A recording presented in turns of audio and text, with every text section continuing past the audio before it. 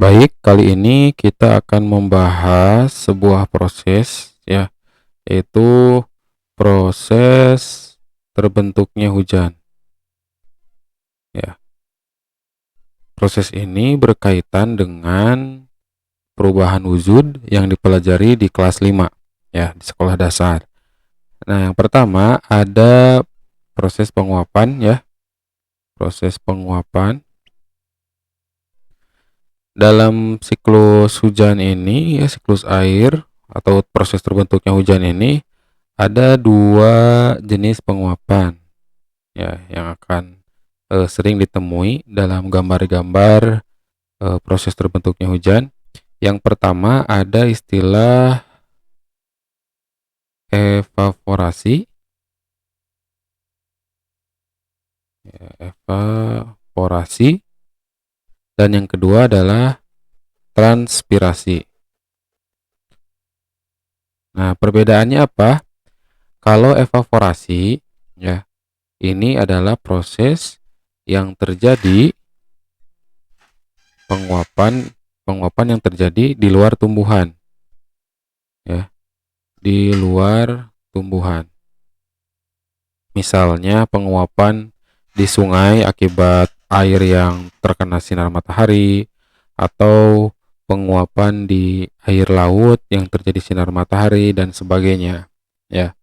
Sedangkan transpirasi ya, ini lebih spesifik, yaitu penguapan yang terjadi pada tumbuhan, ya, pada tumbuhan. Biasanya melalui daun, ya.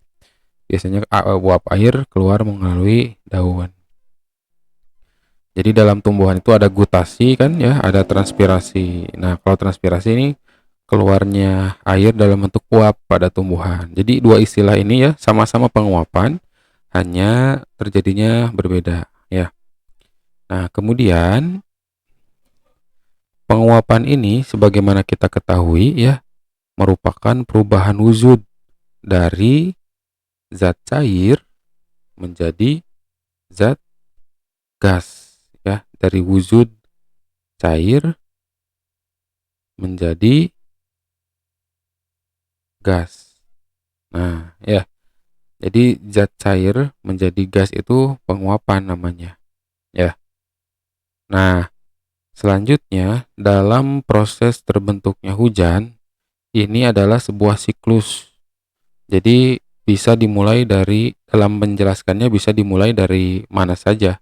Bisa dari penguapan dulu, bisa dari turunnya hujan dulu gitu kan. Hanya kita di sini karena kita ambil judul proses terbentuknya hujan, maka hujan ini kita akhirkan ya. Sehingga proses ini akan diawali dari penguapan terlebih dahulu. Baik ya, kita coba untuk membuat sebuah gambar.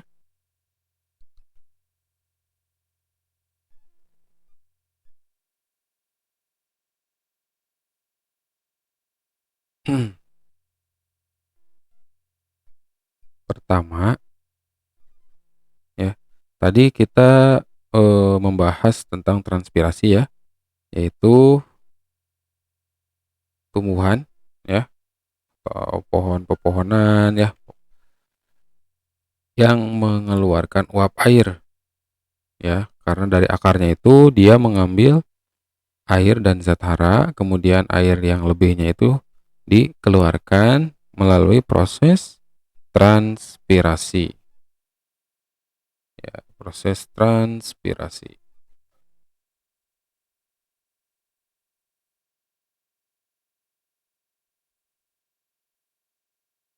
Nah, dimulai dari sini air sudah berubah dari wujud cair menjadi wujud zat, yaitu menjadi uap air.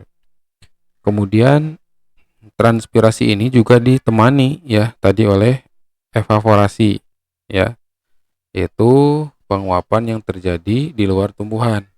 Di antaranya ada di danau, gitu kan? Ya, ada yang di laut juga ya. Nah, ini danau ya.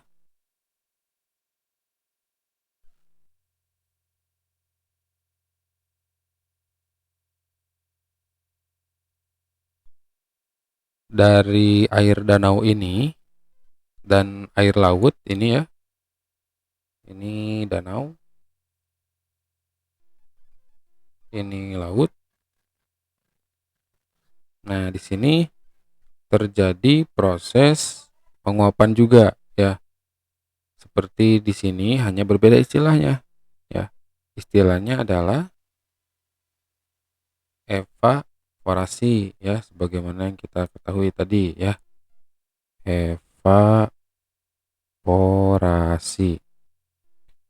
Nah, di sini air sama ya, naik ke atas ke udara ya. Kemudian bergabung uap air dari hasil evaporasi dan transpirasi ini bergabung ya. Dari awalnya sedikit ya, butiran-butirannya, kemudian setiap partikel embun ini atau partikel uap, maaf, ini bergabung ya, sehingga terbentuk menjadi awan ya, sehingga terbentuk menjadi awan. Di sini saya namai dengan warna biru ya, awan ya, awan.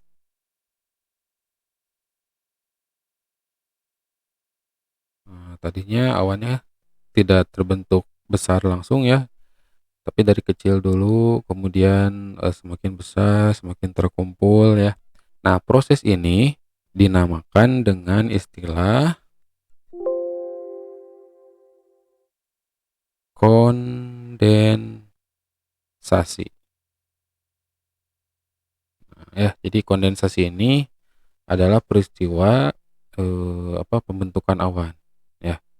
Dari awalnya uap air ya yang banyak tetapi tersebar, kemudian terkumpul di satu tempat ya, sehingga membentuk gumpalan yang disebut awan. Nah, ini namanya proses kondensasi atau pembentukan awan. Nah, kemudian pada posisi ini ya, awan sudah bisa terlihat ya, karena sudah terbentuk. Pada posisi ini belum terlihat. Nah, awan ini mengapa semakin ke atas ya, tetapi semakin dingin ya, padahal kan semakin dekat ke matahari ya, semakin ke atas itu. Tetapi kenapa yang tadinya uap air ketika ke atas, kenapa bukannya semakin panas, bukannya semakin meleleh gitu ya, semakin menguap, semakin hancur partikelnya, tetapi malah semakin didinginkan, seolah-olah itu ya, semakin dingin. Dari uap dia menjadi butiran air lagi di sini ya. Mengapa bisa demikian? Nah, ini terjadi berkaitan dengan volume udara yang terdapat di lapisan atas bumi itu semakin sedikit. Jadi partikel-partikel udara yang ada di bagian atas ini semakin sedikit dibanding di bagian bawah. Nah, hal itu menyebabkan benturan ya, benturan dari partikel udara itu semakin sedikit. Nah, sebagaimana kita ketahui ya, udara ini kan bergerak ya. Ini adalah partikel yang memiliki massa. Jika di bagian bawah udara itu banyak ya dan bergerak melalui gerak berawan ya, gerak acak, maka akan terjadi benturan. Bila kita bayangkan ya, kita gambarkan di atas ini udaranya sedikit ya, tapi kalau di bawah ya ini terkumpul, udaranya itu banyak. Nah, maka tumbukan atau tabrakan partikel udara ini semakin banyak. Nah, ketika terjadinya tabrakan partikel udara, itu akan menyebabkan timbulnya panas ya, gesekan gitu kan, menyebabkan timbulnya panas. Itulah yang menyebabkan di atas itu lebih dingin. Nah, sebagaimana di gunung itu kan ya, di gunung itu lebih dingin, padahal dia lebih atas ya. Jadi bukan hanya sekedar karena banyak pohon di gunung itu, tapi karena memang jumlah udaranya sedikit. Nah, sehingga tubrukan atau tabrakan partikel udaranya sedikit. Jadi gesekan panas yang diakibatkan gesekannya juga sedikit. Sedangkan di bawah itu lebih banyak. Nah, maka ketika air ke atas, uap air ke atas itu bisa mengalami pendinginan kembali sehingga terbentuk butiran-butiran air. Nah, butiran air ini terkumpul ya dalam awan. Kemudian pada titik tertentu dia akan turun kembali ya. Dia akan turun kembali menjadi beberapa bentuk ya. Ada yang turunnya itu masih berbentuk cair ya, dia menjadi hujan. Ada juga yang turunnya itu masih berbentuk padat. Nah, biasanya dia jadi salju ya. Nah, kita bahas yang ini ya, ini presipitasi ya, yaitu terbentuknya atau peristiwa hujan. Presipitasi ya, terbentuknya hujan. Mengapa bisa terjadi perbedaan ya? Di sini hujan, di sini salju. Nah, partikel air ini ketika masih di atas itu kemungkinan masih beku ya. Sehingga ketika posisi daratannya tinggi ya atau suhunya rendah ya, dingin, bisa jadi awan yang turun ini belum sempat mencair sehingga masih dalam bentuk salju es. Sedangkan di dataran yang rendah atau di tempat yang suhunya tinggi boleh jadi awan itu cepat menjadi air sehingga proses yang terbentuk adalah hujan, bukan salju. Nah, di sini kita lanjutkan ya. Ya, ini adalah gunung ya. Kemudian ini daratan ya.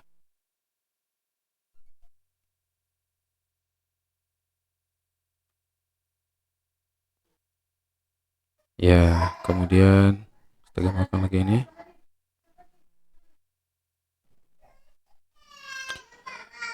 Nah, kita bagi dua ini ya. Nah, kemudian air atau es yang turun ini ya.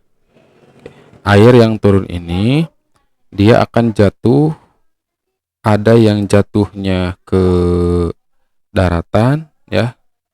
Hujannya ada yang jatuhnya di danau, sungai, ada juga yang jatuhnya di air ya, di air lagi. Jadi awan yang terbentuknya bisa jadi dia terbang ke daratan ya, atau bisa jadi awan ini ya juga terbang ke laut ya. Ada juga awan yang terbang ke laut sehingga nantinya hujannya akan terjadi di laut ya. Nah, jadi kita tidak membahas kemana hujannya turun ya, tetapi yang kita bahas adalah proses perubahan dari air ya.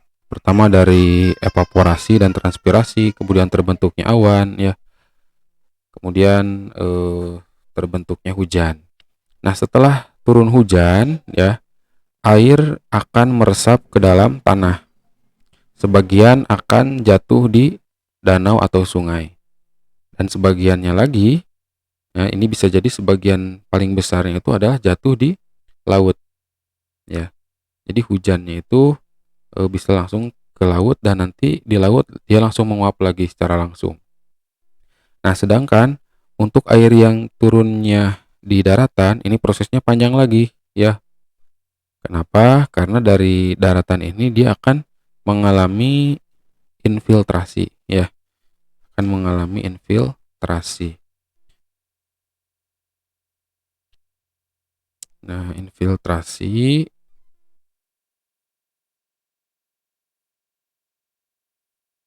atau penyerapan air ketika jatuh di tanah ya, air ini akan meresap masuk ke dalam tanah lewat pori-pori yang ada di tanah itu sendiri. Nah, kemudian air ini akan terkumpul, sebagian menjadi air permukaan ya, sebagian menjadi air tanah ya, air tanah di dalam tanah ya, itu terkumpul, tidak terlihat dari permukaan. Nah, kemudian air itu akan mengalir dari tempat yang tinggi ke tempat yang rendah. Ya, semakin rendah terus hingga sampai ke lautan kembali.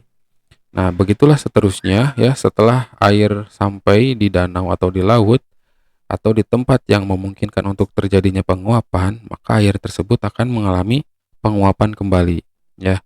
Misalnya penguapan di laut lagi, ada lagi yang penguapannya di danau. Ya, sama di sini juga evaporasi karena di luar tumbuhan. Ada yang dimasak mungkin ya, menguap, ada yang lewat tumbuhan, transpirasi. Dan ada satu istilah yang menjadi gabungan dari transpirasi dan evaporasi ya, yaitu evapotranspirasi. Ya, evapotranspirasi.